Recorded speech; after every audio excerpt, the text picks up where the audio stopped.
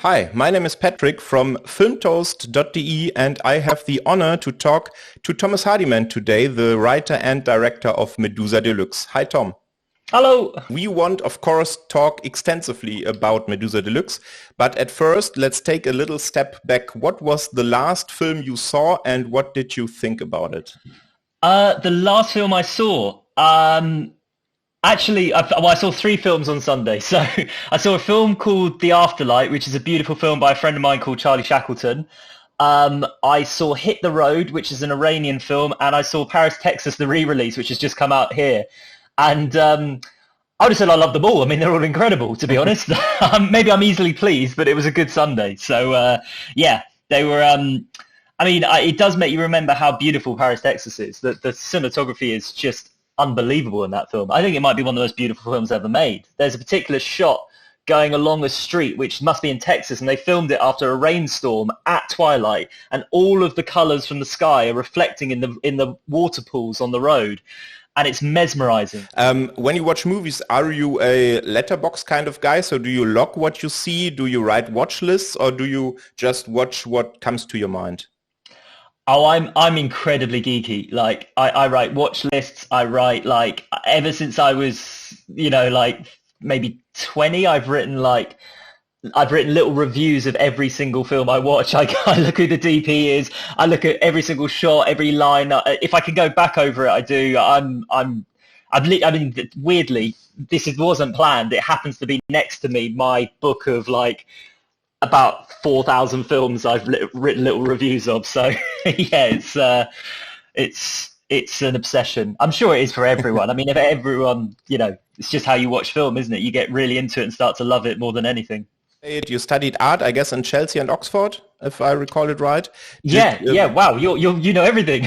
I'm impressed. When was the moment in your life when you said, "Okay, I want to direct movies in the future"?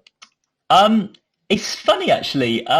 It was quite clear. It took a long time to actually get there because you have to build up the knowledge and build up there's a lot that goes into it. But it was quite specifically just when I got a job. I worked for the BBC in art departments for a while, and I got there was a time where I saw Hunger, Steve McQueen's film, The Arbor and Archipelago, and those three films back to back, maybe over the same weekend. And there was something about it for me.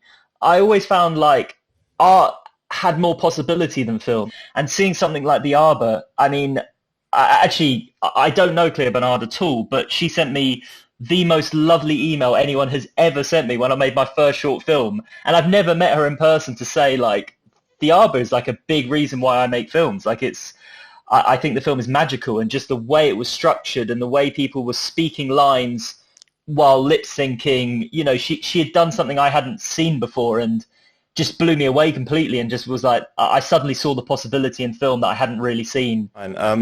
Just for our audience here at Fantasy Filmfest to know you a little bit better, what would you say are three films that describe you the best? It's slightly different in terms of which film, you're working on or you're talking about at each time. For Medusa, Nashville is a very important film for me. I think it's, I think it's deceptively beautiful. I think it's very well filmed, but also obviously the dialogue, the interchanging characters is something I always found fascinating.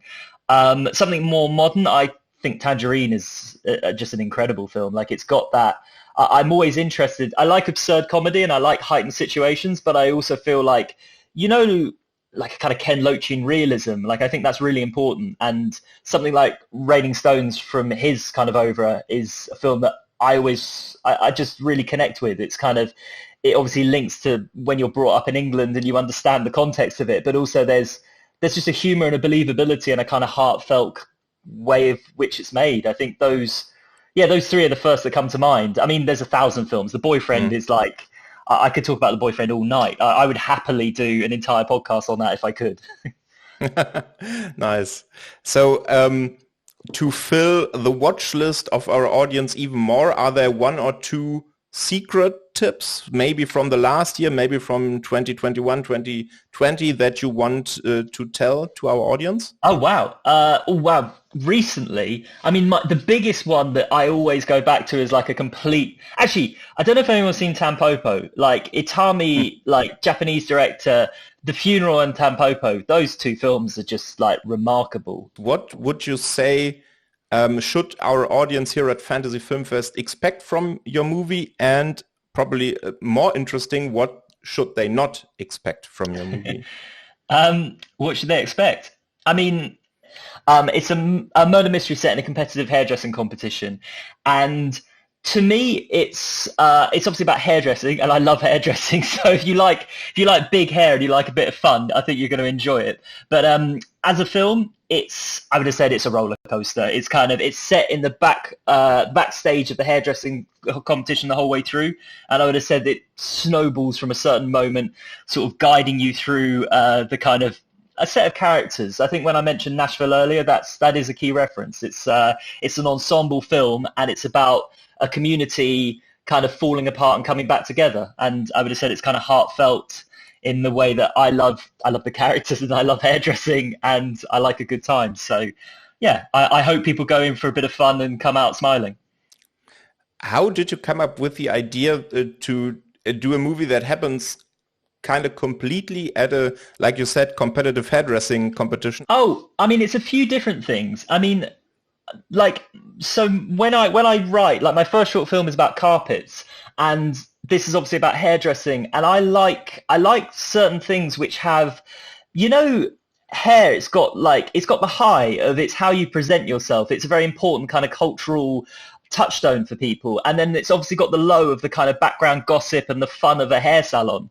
And I like things which can kind of pinball between those two poles, because I think that's how you get cute humor and realism, and how you have something that kind of can be meaningful and enjoyable at the same time. My family is quite diverse, so I had an experience when I was a child where my uncle's black and my cousin is mixed race, and I remember we were in the bath when I was about, I don't know, 4, very young, and she has afro hair, and I'm, blonde, blue-eyed, very straight hair, and it was definitely like, you're aware that you have different hair. It's a noticeable feature, and kind of, I think from then onwards, my mum is like, goes to the hairdresser quite an impressive amount, and I used to sit there after school just reading, I don't know, Vogue or Elle or all these magazines, and I just became interested in a salon and just the way it was working, and it was something that was always part of me and part of my childhood. And when any new community is set up in any country, when emigres go wherever, the first things is really is a hairdresser in a corner shop. Like, it really is that important to people. You've said it, it's a murder mystery, it's kind of a whodunit. What do you love about this genre? Oh, I mean, that's also linked to my mum. So, I seem to be going a lot back to my mum, who actually, total coincidence, is seeing it for the first time today because it's her birthday. Just random coincidence. But, yeah, I used to watch murder mysteries relentlessly. I mean, I don't know if it's something I'm sure you've got murder mysteries as well, but, like, it's very British in my mind. We've got, like, hundreds and thousands of them. So I just grew up watching them. I've gone so deep into the genre when I was a kid. I don't even quite understand why. Like, there's things like Ironside, which are like way before my time. Like, and it's just, I don't know, there's something about it that's so interesting, isn't it? It's like such a structure. You've got to get to character so quickly. You've got to, the rules of the game are very set. So when you start to make a film like Medusa, where you're, intentionally subverting it, you suddenly have room to play. You've really got, you can move the boundaries so quickly. Like, essentially, obviously Medusa's got a series of longer takes, and it's got a moment where you get a beat of the narrative, and any normal murder mystery would cut away, go miles to somewhere else and give you another red herring. Whereas Medusa will stay with the character. You'll get more connected to them, and it becomes a character study as opposed to a murder mystery. And I think that's the balance that I was always interested in. Like, it was always something that gave a sense of structure, but you can start to play around with and do something else with. Mm-hmm. But there is no one investigating the murder in Medusa, so no Benoit Blanc in Knives Out or Hercule Poirot or that kind of guys tracking down the murder. Why? Well, I just think hairdressers are smart. They've got great, they've got good grey cells. They don't need someone investigating. No, that was more about looking at the genre and looking at a different way to do things. It's very difficult to do an investigator now. It's a slightly tired character device almost. You've had the ones who are really good at their job and perfect. Now you've had the ones who are kind of wrecked on whatever they've done in their lives and kind of broken people. Like, you've had so many different versions, and it's just something that I didn't feel like worked in this particular world. I wanted to stay with essentially it's about the characters and the community. I wanted to stay with them, and it was a way to stay with them. How long did it take from the first word you wrote on the script until now that your film is screened, for example, at Fantasy Filmfest? Wow. I mean, it's two different things, actually. I mean, it's been, the whole film essentially took 2 years to make because there's a huge amount of post involved, as you'll know if you've seen it. Like, it's when you're working on a kind of shoestring budget, we had this incredible post house called Time Based Arts who helped us out, but obviously it takes time. So we've been in post for a long time.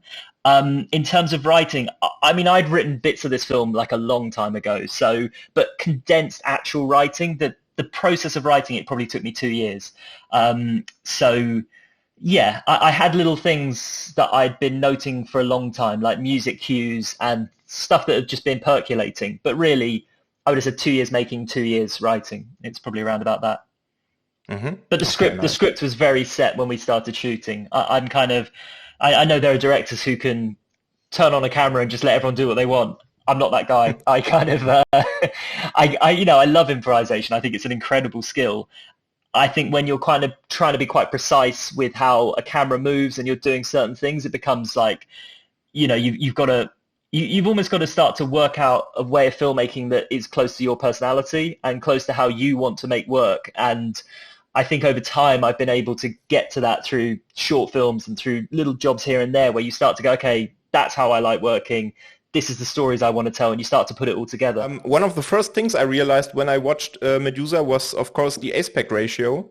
It seems to be 4:3, I think. Why did you choose this? I've actually always shot my personal work in 4:3.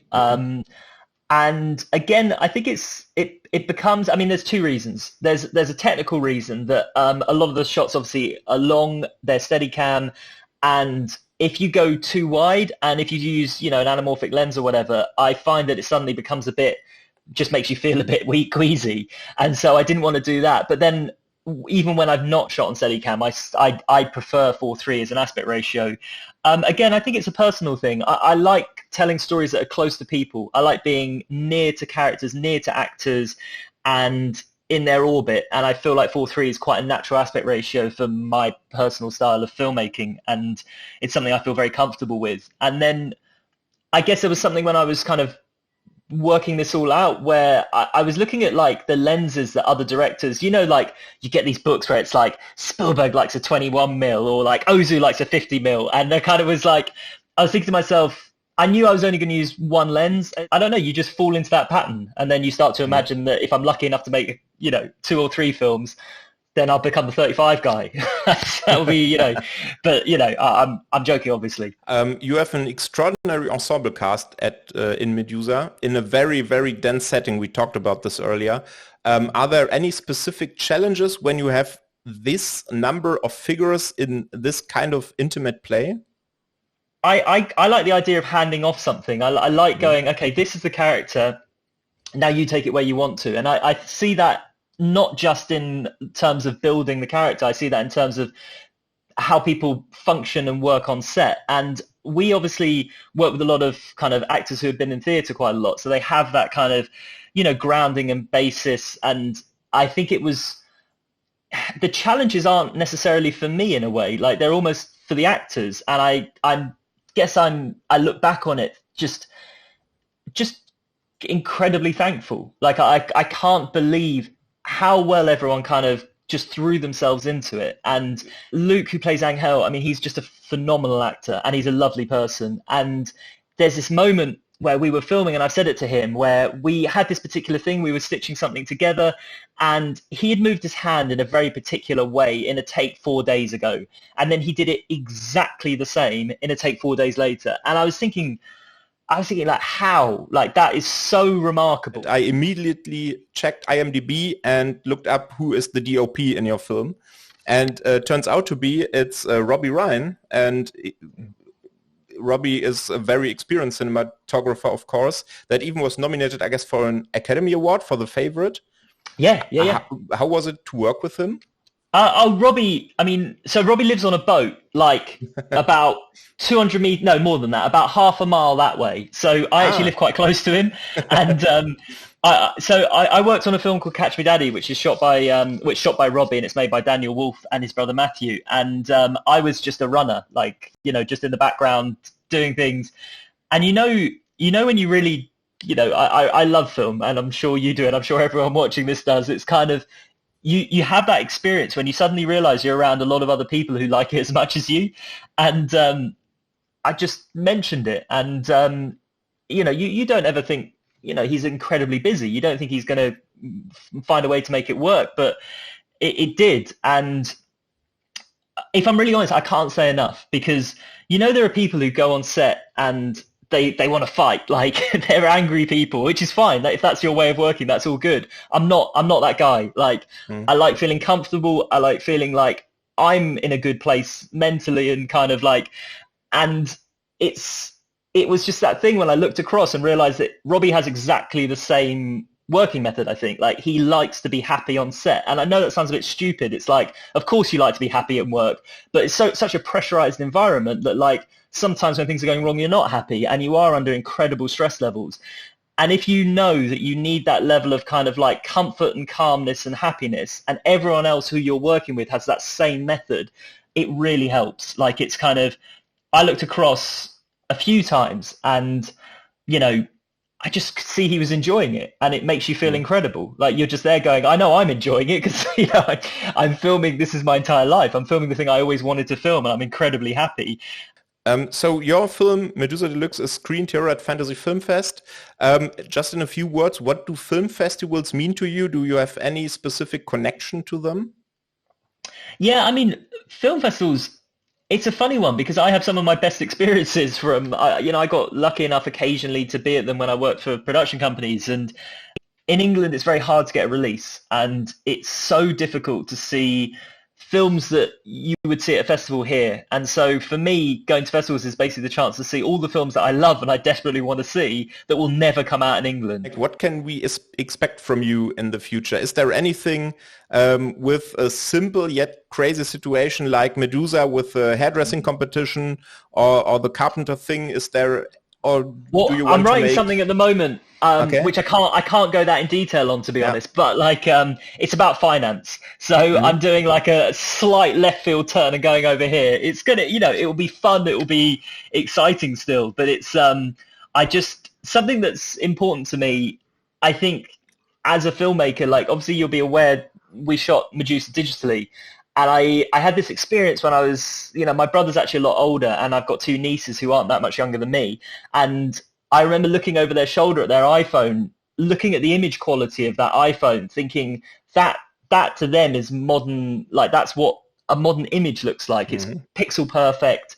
It's incredibly clear. And I just had this thought that however much I like 35mm, I like everybody, I'm aware how incredibly beautiful it is. It's not what we exist in anymore. It's a different thing. It doesn't look like the moment. And I feel like what's really important to me is making films, I think if you're a filmmaker, unless you're making a period film, and even then most of the time, you're making a comment on the moment that you live in.